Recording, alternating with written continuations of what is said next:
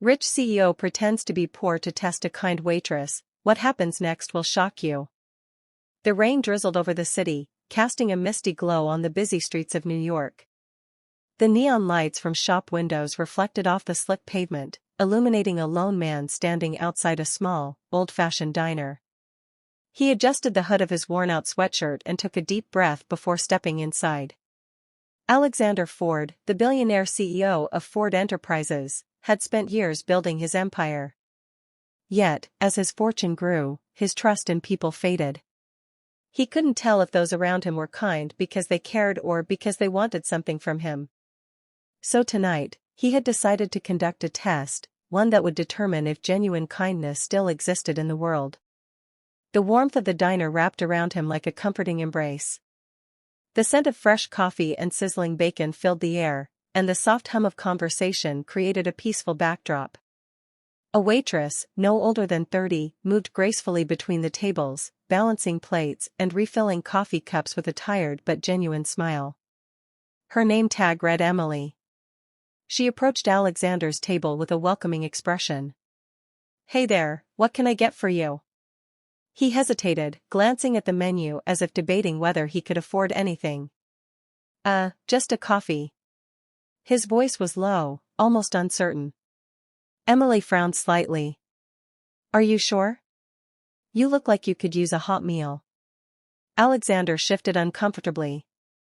I don't have enough money for that." For a moment, Emily studied him. Then, without hesitation, she smiled. "Tell you what, tonight's on me." He blinked in surprise. "You don't have to do that." "I know," she said softly. "But I want to." Minutes later, she returned with a steaming plate of eggs, toast, and crispy bacon. As Alexander took his first bite, something unfamiliar stirred inside him, gratitude, not just for the food, but for the fact that she had given without expecting anything in return. Throughout the evening, he observed Emily. She wasn't just kind to him, she was kind to everyone. She offered an extra napkin to an elderly man whose hands shook as he ate. She knelt to talk to a young boy about his toy truck, making him giggle. When a pregnant woman struggled to stand, Emily rushed over to help her with a reassuring touch. She wasn't just doing her job. She was spreading kindness in ways that went unnoticed by most, but not by Alexander. Near the end of his meal, he overheard her talking to another waitress. "I don't know how you do it, Em," her coworker sighed. "Working double shifts, taking care of your mom, and still smiling?" Emily let out a tired chuckle. "Life's tough, but kindness doesn't cost a thing." Alexander clenched his jaw.